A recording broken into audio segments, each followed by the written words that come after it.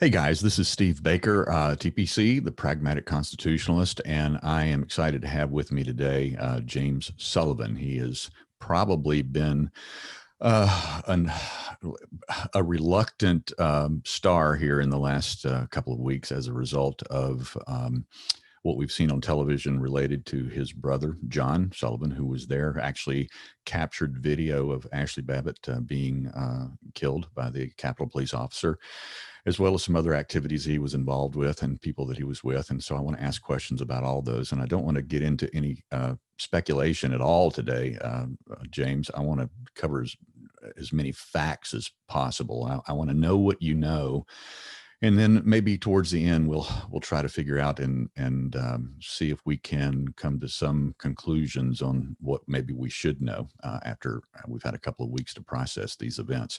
Anyway, so here's James Sullivan. James, tell me a little bit about yourself before we get started. I understand you come from a conservative family, military family, Utah, LDS, and yeah, give me a little bit more background on your family. Yeah, so I'm one of four brothers. It's Peter, James, and John in reverse order. We're all adopted from different ways. I was adopted from Ogden here in Utah. John was adopted from Maryland. Peter was adopted from Ohio and Matthew, but the youngest brother was adopted in Maryland as well. We were raised by my father and my mother to love our country, God, and to put family first. And as brothers, we did have like a lot of competition. We were in speed skating. We had a lot of time together because we grew up on a farm. We didn't really have neighbors. We had like 8 acres of land to run on, horses, dogs, cats, chickens, stuff like that. So we had a really good childhood, and I can't really complain about it. Myself now, I have 2 kids. Just got engaged Congratulations. to my fiance, Cherokee, on New Year's. So that's what's happening right now. And then John, started his stuff, on the 6th of January, as we know. So I had to come back in and kind of do what I did over the summer again, but now on a national stage. Gotcha. Are you're involved in local politics there in Utah? Are you GOP, Libertarian? How are you involved?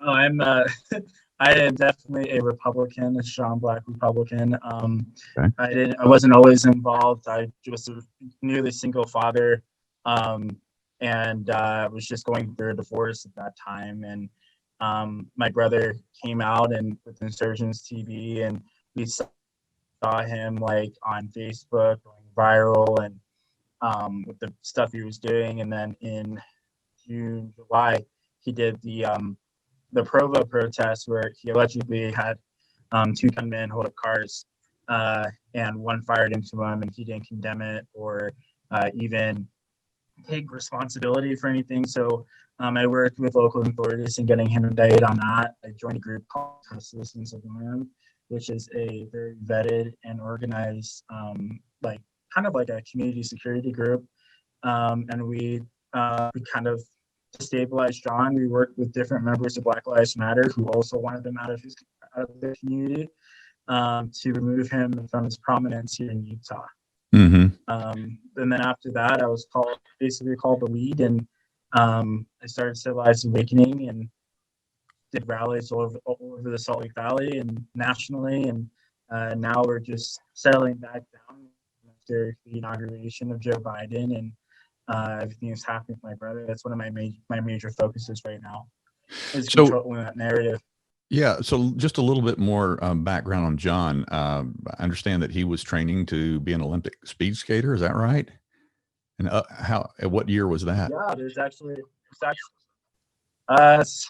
that was like between like 2013 through 2018. He was out here for a while training for the speed skating at the Olympic over in Currents. He went to competitions all over the country, and internationally, and it was all like really funded by my dad. So he had a really good time doing that. He went straight from there to sales, which is another competitive environment. He was able to take his discipline and persistence into sales, and he excelled in that a lot. He was able to make, I think, like $200,000 in his first year, Wow. Bought like a Mercedes in cash. Like, yeah, dude's insanely driven. He doesn't really have a lot of natural talent, but he makes up for it with really hard work.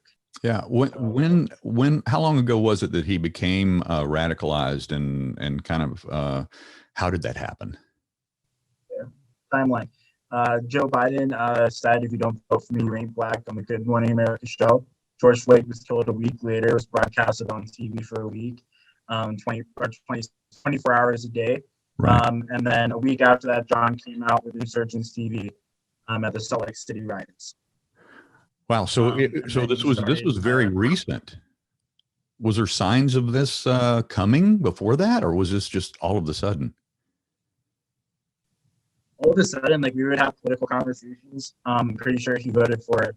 No, I'm sure he voted for Trump the first time around. Like, we just, as as a family, we were kind of shocked.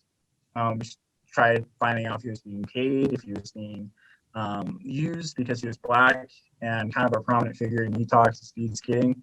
But then we started realizing that he generally believed in Black Lives Matter ideas. And that's how it started. And then as he progressed, he became more radical. So he founded a group called Insurgents USA. That's his own group. Yeah. And are they aligned with anybody in particular? Is this a BLM aligned organization? Is it independent? Is it Antifa? What is this? So it's not BLM or anything. He made his own individual organization because Black Lives Matter almost immediately denounced him and kicked him out of the community. Lex Scott, the leader of the Black Lives Matter Utah chapter, has recently said that for her and her chapter here in Salt Lake City are not aligned with John in any way. So it's literally just like most of the Antifa groups. Not all of them are like Wasatch Antifa here in Utah. A lot of them have individual names, but they all have Marxist ideas that are fueling their groups. So John was just one of those groups. Right. Now, is it true that he actually organized the Provo event where the shooting took place there? Was that his event? Yeah, verifiable, completely verified and true, yes. So that was an Insurgent USA event. Yep, Insurgents USA. He does have a lot of other groups that he's made under different names. Black Fist Coalition, Black Fist United, a bunch of other groups, but and then he also has a page called Jaquan King, but now he's like the Jaden Sander or something. It's hard to keep up with the students, but yeah. So most of the MSM sources are saying that John is not part of either BLM or Antifa in any way. And I don't want to speculate, as I mentioned earlier, on anything. So what exactly are the facts? Has he been shunned by the various BLM groups around the country? He's been shunned by the national groups. Antifa has labeled him a provocateur, a instigator, and opportunist. They've released several statements on their Twitters. They're still up to keep up for some reason. So no, he's affiliated with any known Antifa group because all he does is instigate stuff within their own groups in order to get used. So they look at him as like an implant. But he has Antifa or a Marxist mindset. He doesn't believe in centralized government. He believes that he believes in socialism, and he believes that both the Democratic Party and the Republican Party should fall and socialism should take its place. So he is, but he's never been able to work with people in a team. Speed skating was an individual sport. He didn't have to work with anybody. From my observations here in Utah, it doesn't look like he has the ability to empathize with people. Which I'm not really going to say is a sociopath, but that's definitely sociopathic tendencies. He's been known to throw people under the bus for his own self-gain. He videotaped that woman dying in the Capitol. Right. Didn't attempt to do anything for her, just wanted the footage for his page. Those are tendencies to somebody who has somebody who's a sociopath. Let's go to the specific Are his specific involvement and activities on that day or leading up to that event, which we've all seen on television numerous times, what do you know what his plans were, who he was with? Was he by himself? Was he with a group? What were his known intentions that day? I know that he was working with a bunch of different Antifa people because he got proprietary caravan meetup points from private Telegram groups, patriot Telegram groups, and he passed it on to Antifa, and they let him back into their chats. He put up a bunch of like meetup sites for Antifa to go and infiltrate the caravans.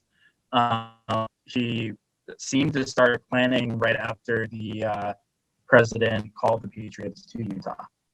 So and I don't know if I saw this in another podcast that you did or if it was somewhere else, but did he actually go to the Capitol with a group of people that he had organized or had met up with, or was that solo act? So he had coordinated with a lot of the Antifa members. They were seen like a block away from the Capitol or the barricades, setting up, passing out bowls, Trump hats, stuff like that. They actually found discarded boxes filled with Trump hats, but John wasn't anywhere near there. He was at the east side. It's at the east side, and where the barricades were, and then they opened the barricades. The Capitol Police opened the barricades, and they were able to go through. Now, what time did he get there? I will tell you that I specifically went to cover the rally, and myself and another friend of mine were at the rally, and we left the Trump speech less than halfway through. It was bored. It was crowded. We couldn't hear it, and so we started heading over to the Capitol. And when I got to the Capitol, which Trump began his speech at 11:57 a.m. He ended it at 1:11 p.m. and we were already at the Capitol. They were there 40 minutes before he even ended his speech. Right. Yeah. So they were there when the gates were first opened. Mm-hmm. And they were there like 40 minutes before Trump ended his speech. It's a 40-minute walk from the ellipse to the barricades. So right. They were already there. Yes, but they basically left when or even before Trump began his speech then, in order for that to happen. There's also a group that came from Black Lives Matter Plaza to that same side of the barricade because they were staging up at Black Lives Matter Plaza, and a lot of people don't talk about that, the huge amount of people dressed in black at Black Lives Matter Plaza, but they came there to the, John didn't, but there's a huge group that went from Black Lives Matter Plaza with Trump hats on to the barricades as well. Right. Right around the wooden Trump place. What's John's connection to this Jade slacker? I mean, obviously there was a lot of miscommunication, misinformation. She was identified as a CNN reporter. I mean, I looked her up on her website, and obviously that was denied by CNN and herself. But she does list on her own website that she has clients who consist of NBC, NPR, Huffington Post, BuzzFeed, among others on her client list. And she's apparently an independent filmmaker. So what's his relationship with her, and where did he meet up with her in this day? Yeah, that's actually a little bit complicated there, Steve. So I can go a little bit into that. So Jade, first and foremost, before any relation to me or John, is an investigative reporter. She's done groundbreaking stories in war-torn countries like Cambodia, Syria. She's done amazing things over there for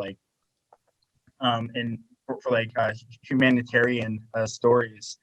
She came back here and she was assigned a project involving me and my brother. Two separate teams have been following us for the past 4 months just because of the uniqueness of our story. So she was there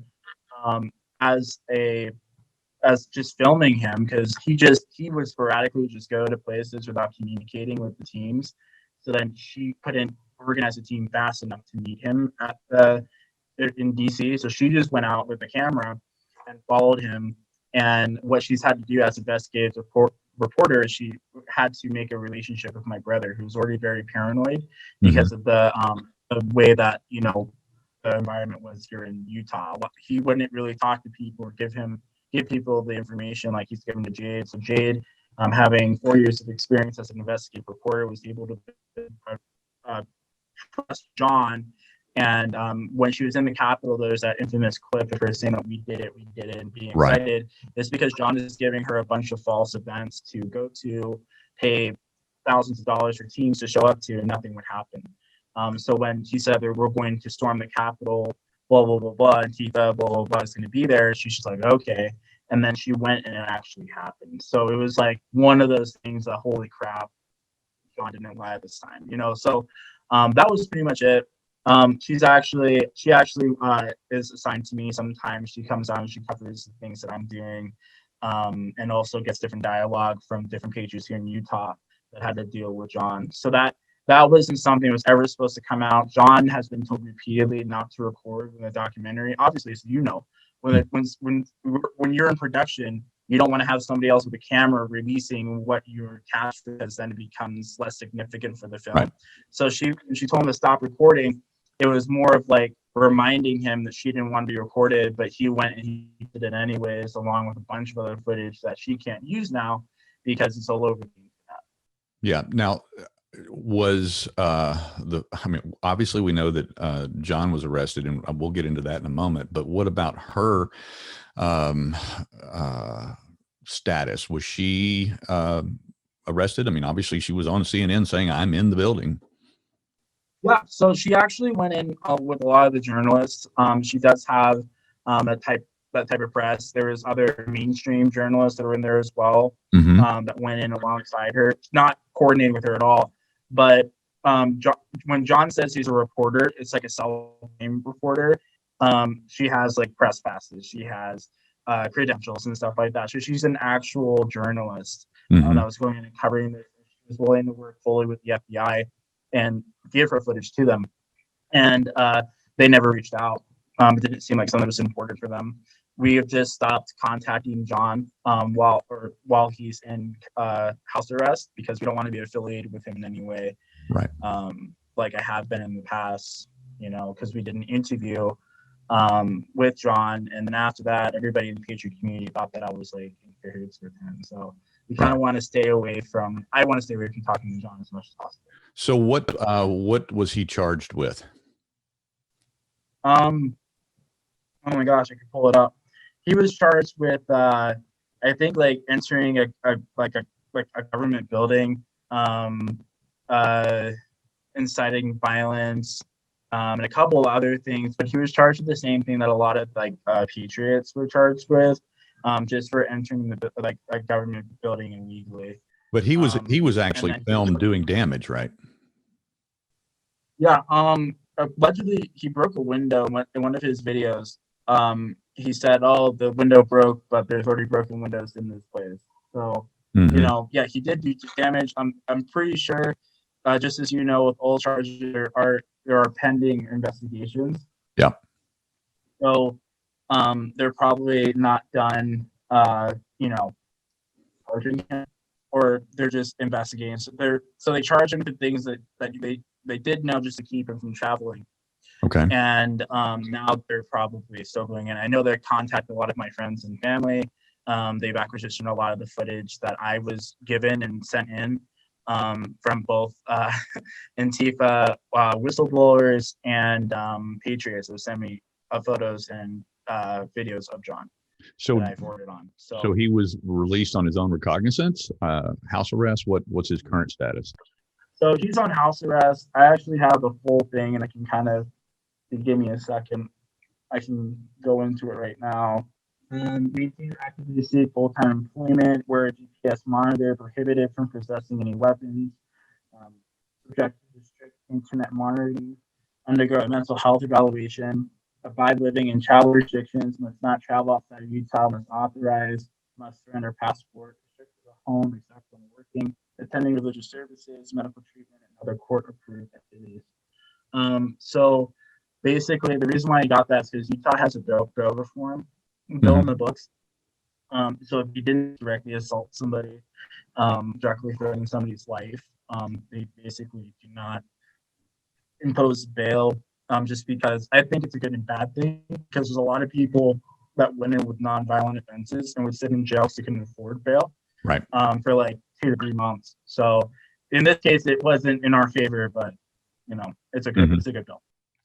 Now, I've heard you say previously that you actually wished they had kept him locked up. Yeah. John just doesn't seem to learn. Most people, sane people, when they get a charge, like the provo charge, that would be a sign of like, okay, I'm going to stop my actions. But he probably took like 6 hours off and he went right back to what he was doing. Like when he was kicked out of the community here in Utah, he went to Portland, he went to California. He continued to do the same stuff, inciting the same violence. Very famously, he went up to DC on the 57th anniversary of Martin Luther King's I Have a Dream speech and said he was going to pull the president out of office and call for revolution. And Charlie Kirk, Alex Jones, and several other influencers. So I was very surprised that he was out, and I'm pretty sure just for his well-being, it's good for him to kind of be there, mandated mental health counseling, to get some actual help, because there's something that's completely off with him. Yeah, let's take that as an invitation to do a little bit of speculation here. Where does John go from here? What do you think? Is he going to learn something from this? Is he going to extend his activities? Is he going to take a step back? What do you think he's going to do? Right now, he can't really do anything. If he did, he'd be really stupid because they're moderating him. I'm pretty sure he falls under the Patriot Act now, so they don't have to have a warrant for it. So he's again. We all thought that after the provo charges, because he had never had a record before, not even a traffic ticket, and we thought after that it would shock him, but we actually think there's some sort of mental disconnect that's happening on indoctrination and manipulation, and brainwashing is a real thing, and I really think that's what's happened to him. He's very paranoid. He's very anxious. Almost the same, the same symptoms of somebody who's overusing Adderall, stuff like that. Like he's. I think honestly, from my opinion, if they dropped the charges right now or gave him his rights to travel back, he would be going out and doing the exact same stuff he's been doing for the past 8 months. Right. Yeah. Now there's a mental disconnect. I want to speculate a little bit more because of the things that I saw. I saw a tremendous number of militia activities, oath keepers, 3%ers. I also saw very many signs and evidence that there were left-wing antagonist groups out there, like Antifa. Knowing what you know because of your close contact with his relationships and what is your opinion of the makeup of I'm not talking about the crowd. We know who the crowd was. We know who the people that came over from the rally were. We know that those were flag waving Trump supporters. A lot of them got reeled into the circumstance and the emotion, of the moment, the mob mentality that happens. There were in fact agent provocateurs there that were from all sides that were whipping people into a frenzy and calling them, waving them into the battle line and then waving them into other circumstances. But with what what do you think the makeup was of the actual antagonists that were there? So if you know anything about Antifa, they don't really go in and start battles all the time. They're not always the people with like the barricades. A lot of what they do is instigation, especially within Patriot rallies. We've seen it in Utah a couple of times. Is that they would pose as Black Lives Matter. They would come in and like throw eggs and stuff at us to incite violence. So I know from a source that there was about 200 plus Antifa members there that were wearing Trump hats and 3% shirts and Q shirts, hats, etc. And they were the first ones at the barricades. They were the ones punching the cops, the ones that were assaulting people, getting people like riled up to the point where they felt that they were justified to go into the Capitol. In fact, we see that most of the people are breaking the window pulled down by patriots, because and identified as Antifa. And there was this one circumstance that's well known. There's a video of somebody trying to break a window and gets tackled by a conservative. There's another video that I have where it shows what happened on the ground. There's 3 other people pulling that conservative off of the Trump supporter and getting him into like kind of a tight circle. And they went back and they started to break the window again. So, you know, they plant themselves, they incite violence, they instigate, and their whole plan was to demonize the Patriots as domestic terrorists to the point that they could be censored in mass on social media. You know, that it was planned. This was a well-planned thing. It was a well-orchestrated thing. I would not be surprised if the DNC had, or the Democrats had a hand in it, because the Capitol Police kind of waved these people in. Yeah. They didn't show any signs of restraint. There's a video of the guy with the horns being led into the House chambers, and by a Capitol Police officer, and told not to touch certain things. It seems staged. A lot of it seems staged. Where do you come up with the number that there was roughly 200 Antifa? Discord chats. Yeah, so Antifa chats it has a number of 100 people were in DC, like the DC planning groups. They split people up into groups, gave them tasks, you know, just like event planning. Yeah. So that's just like how I would plan like a Patriot rally. They planned this event, and there's actually over 300 people in the chat. But like when I was looking in the chat of people that they're organizing, there's like a little bit over 200.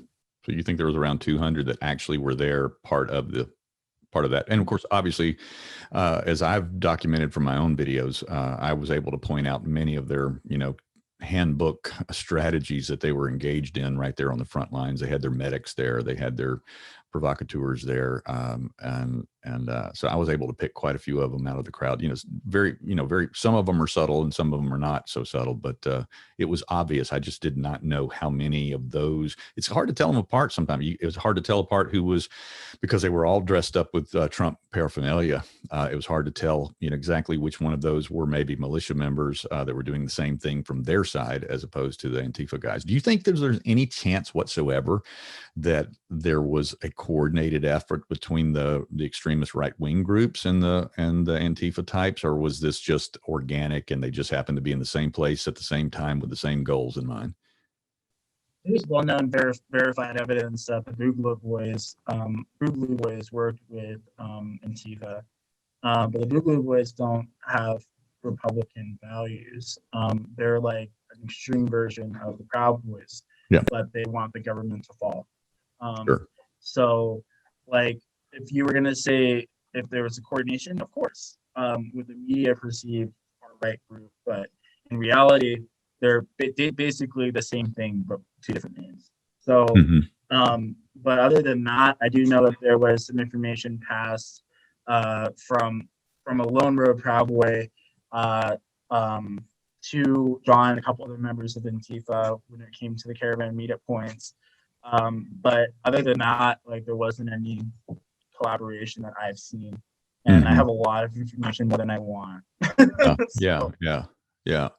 Well, I'll ask you a somewhat sensitive question, and you can decline to answer this if you choose, but I'll preface it by saying myself, I have not been home since I was in DC that day. I have some things that I captured on video that I had been advised after showing it to some rather special people to tell me you just need to go away for a few days, and not hiding from the FBI, because I was interviewed on ABC. The NBC affiliate. The CBS affiliate, WUSA Channel 9, and they used some of my video live on the air. And I have 2 different media agents that have my videos as also, and that they've been turned over to. And then in addition to that, I've been very open about what I was going to DC for. I had no idea that this incident was going to happen at the Capitol building itself. And I was very open in my own blog site, in my own world, that I was going to be covering the rally. And I just followed the story where the story went. And the story, as you know, went much deeper than we anticipated. But Yeah, but with that said, I have been advised based on some of the images that I captured until those are dealt with appropriately that I need to be on the road. Are you worried about some of the same things? What's happening with you right now in terms of your own safety? Or you've been pretty vocal about Antifa and Yeah. other groups. Yeah, so there have been certain protections put in place by local law enforcement, and I can't really again talk about too much of it because of my own safety. I haven't even told the documentary about some of the protections that I've been offered. But there has been a couple of like situations where I had to call it and stuff, and I told you about that. But Mm-hmm. I can't really talk about it that much. I can just say that I'm not the only one. There's several other people that aren't like Candaceoans and these people that have access to like security and stuff. Yeah. Like Right. they go out and speak the truth, and then they get targeted. Their addresses get leaked. Their numbers get leaked. I'm not saying that Rudy Giuliani leaked my number on purpose, but when he did that, it made it very easy for people to trace my number to my address. So yeah, that was my number was there for about an hour and a half before I changed it. So it created a lot of unforeseen issues. I gotcha. His mistake there. Right. So where do you go from here? What's your next step in all of this? Well, let's start that question off part one by saying, as a result of this incident and your reluctant engagement in it, just by virtue of the relationship to your brother and his involvement, where do you go from here? So contrary to popular belief in the media and people that talk, my entire life does not revolve around John and what he does. Just very coincidentally, a lot of what he does is within the world that I'm in because of his original mistake and promo. So I formed a group, a couple other people called Civilized Awakening. It is a kind of what Black Lives Matter almost should have been. Actually, no, I shouldn't say that. They're a Marxist organization, but like what the public is perceiving, it's a African American outreach program focusing on democratic health and the policies that are holding back the African American community. So I'm going to go back to doing initiatives for that. Whether I like it or not, John has kind of enabled me to get a crap ton of contacts. I have a lot of contacts now. A lot of people that want to work with me because of his story. Yeah. And we're going to go forward and do that. So that's what I'm going to be doing.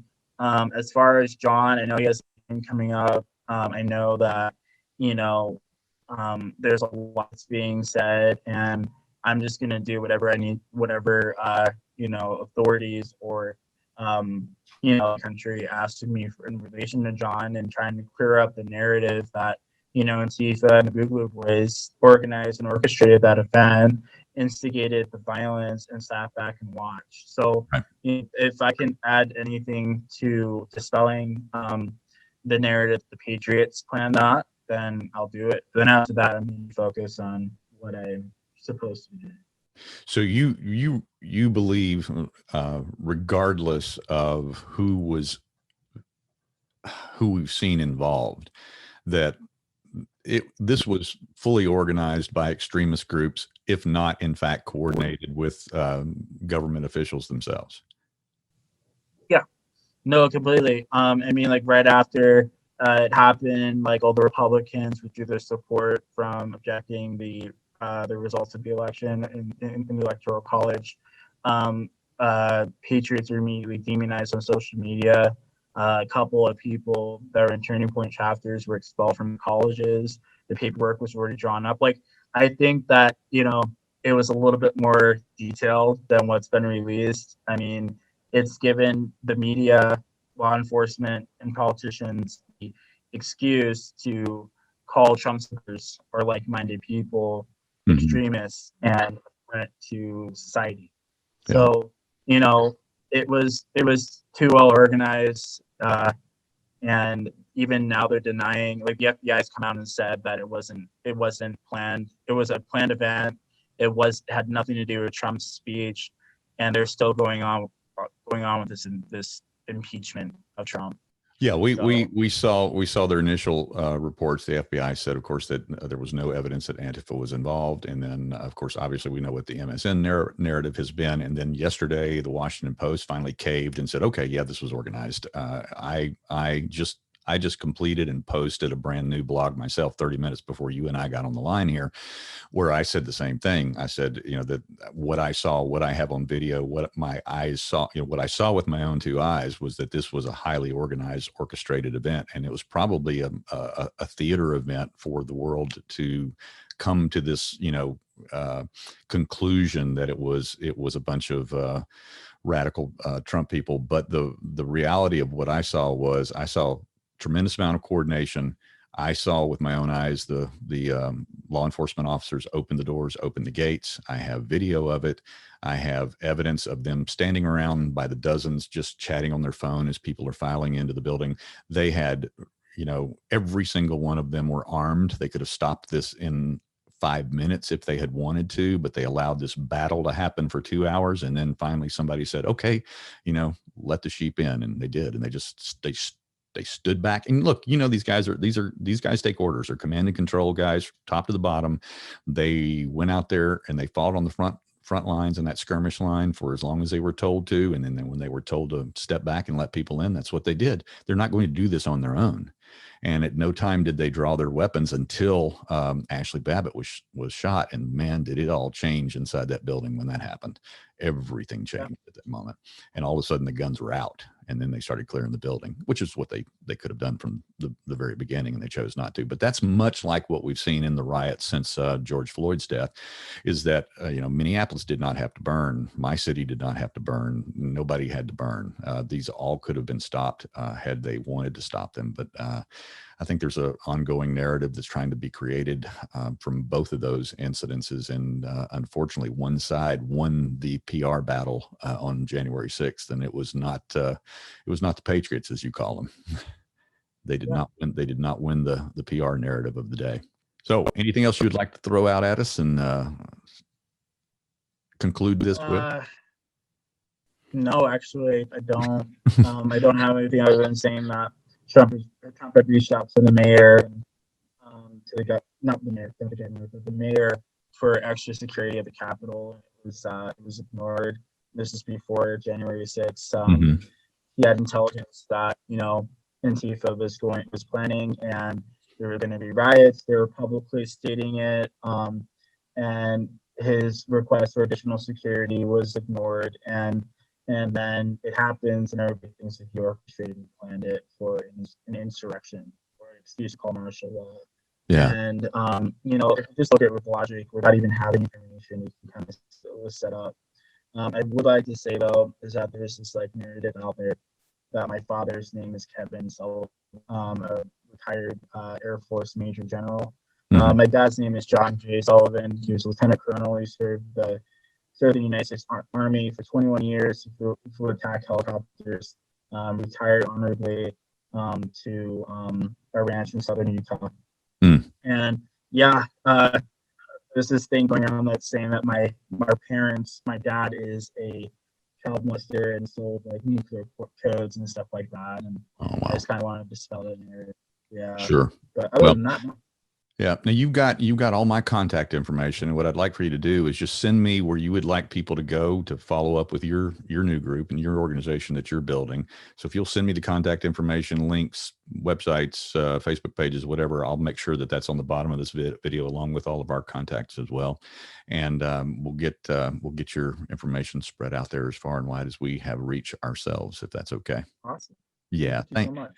Well, James, thank you so much for spending time with me today. And I know you've been, I know you've been being pulled. Yeah, you've been being pulled from all ends here the last few days. And I know we had a little bit of trouble getting hooked up the last 2 days, but hang in there, and let's look for the positive side, which is you have a positive message to bring, and hopefully that the unwanted attention that was brought, you'll be able to leverage that into something good going forward. Yep. Fantastic. Thank you so much. Hey, thank you, and be safe out there.